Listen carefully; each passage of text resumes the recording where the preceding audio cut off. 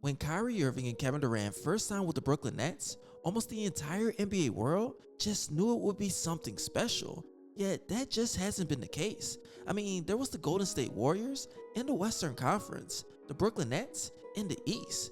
We knew that it would affect LeBron's legacy. I mean, even RCD World put up a video of LeBron James saying, "I'm only 36," and that's something that spoke volumes. Fast forwarding to 2022, the Golden State Warriors are the NBA champs, and it's really affecting Kevin Durant and LeBron James' legacy.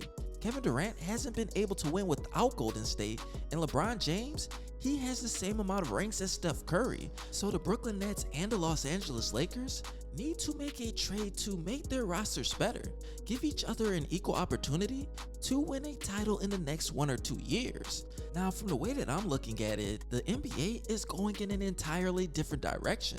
The younger generation will be catching up with the veterans, and that's something that's pretty scary. That's why I really didn't like what Klay Thompson said about Jaren Jackson Jr. Yes, of course, he could have said something about the strength in numbers, but calling him a bum is something that will come out and haunt him. It's just like with Michael Jordan. He knew that his time with Larry Bird and Magic Johnson would come. LeBron James knew that the Boston Celtics would be on the brinks of extinction. And with Jaren Jackson Jr. and a young team, I mean, who's to say that they wouldn't beat the Golden State Warriors pretty badly in at least the next 2 or 3 seasons? And then the bums and just the bad name calling will be at an all-time high. There's nothing like being 35 or 36 years old and seeing a young 28-year-old who you trash talk just dog walk you up and down the court in the future. And that's something that would be pretty embarrassing. But that's not what we're here to talk about. We're here to talk about a trade between the Brooklyn Nets, Indiana Pacers, and the Los Angeles Lakers. And I believe that it would help the Pacers get Jaden Ivey, that 4th overall pick from the Sacramento Kings. And I'm about to put the trade up right now. And as you can see, the Los Angeles Lakers would acquire Kyrie Irving from the Brooklyn Nets via sign and trade in a deal worth at least 4 years, $44 million per year. The Indiana Pacers will get Russell Westbrook and at least 4 future first-round picks between the Los Angeles Lakers and the Brooklyn Nets. And the Brooklyn Nets will get Buddy Hield, Malcolm Brogdon, and 2 future second-round picks between the Lakers and the Indiana Pacers. Now, this would work out for the Lakers just off the fact that Kyrie Irving knows how to play alongside LeBron James. Him with Anthony Davis, that's something that would be a match made in heaven. LeBron James can take some games off, Anthony Davis can get some rest, and either way the cut goes, they can get some young players to at least help them on the fast break on the defensive side of the ball. That will get them an NBA title. I mean, just last season, Kyrie Irving averaged 27.4 points, 5.8 assists, and shot 46.9% from the field, 41.8% from downtown, and that's something that just can't be matched. From the perspective of the Brooklyn Nets, they will get Malcolm Brogdon and Buddy Hield to put alongside Kevin Durant, Ben Simmons, Steph Curry, and hopefully somebody like Andre Drummond. Of course, Kyrie Irving is box office. Malcolm Brogdon, he can score. He can be great on the defensive side of the ball. Buddy Hield, he can be a scoring option and hit clutch shots whenever the time is right.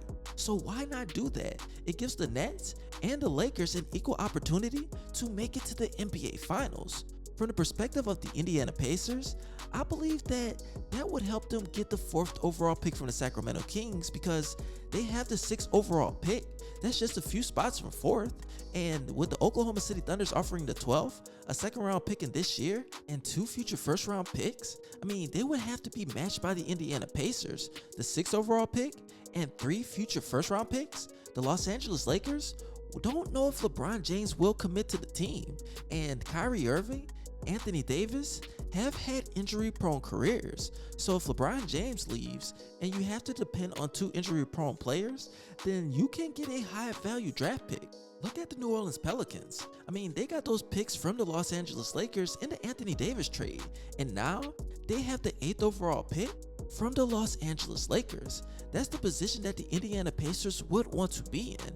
They already have Tyrese Halliburton, they already have somebody in Chris Duarte, so they can get another guy to complete their 3-guard rotation. all they would have to focus on is Russell Westbrook's expiring contract, and that will help them get a free agent that they can put at the forward position. On top of that, they still have Miles Turner, who is another asset. You can have expiring contracts, trade for players that can give you more assets in this year's draft, and on top of that, plug in at least 2 or 3 max contracts for next offseason.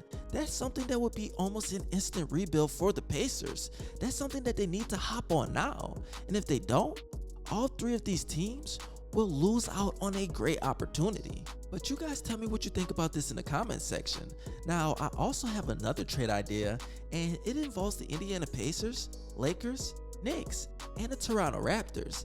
And I'll be putting up the trade right now. And as you can see, the Indiana Pacers will still get Russell Westbrook, but they will get 3 future first round picks and a 2028 second round pick. The Los Angeles Lakers will get Buddy Hield, Brissett, Kemba Walker, Evan Fournier, Nerlens Noel, and Burke from the Toronto Raptors. The Knicks will get Malcolm Brogdon, THT, and the Toronto Raptors will get Kendrick Nunn and the 2023 second round pick via Chicago. At the end of the day, it would really still help the Indiana Pacers try to get that 4th overall pick. The Los Angeles Lakers would get so many good players that I just think that they would at least end up in the Western Conference Finals. The Knicks would get their point guard, and last but not least, the Toronto Raptors, they would be getting a 2023 second round pick and also giving these other teams the HBO special. And if you don't know what that is, that's the Help a Brother Out special. So what I need you guys to do is pretend like you're the Toronto Raptors and help a brother out. Smash that subscribe button. Help me get my channel to at least 10,000 subscribers, and that's where the content will go up from there. Now, before I head out, you guys, I do have 2 more questions, but first, make sure you follow me on both of my Instagram pages. Once I reach 1,100 followers, I will be giving away an NBA jersey of your choice.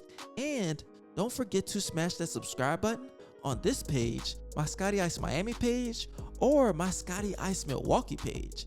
There will be a lot of content that you don't want to miss. Now, the questions that I have for today is, 1. Do you think that Kyrie Irving and Russell Westbrook should be involved in a trade between both of these teams? Do you think that Russell Westbrook would even be a great pair with the Indiana Pacers? Do you want to see Russell Westbrook back with Kevin Durant? With the way that the NBA is going, I just don't know what will happen. Now, I do have another question, actually too, because this is something that we need to talk about. My second question for today is do you think that Jaden Ivey is playing a dangerous game?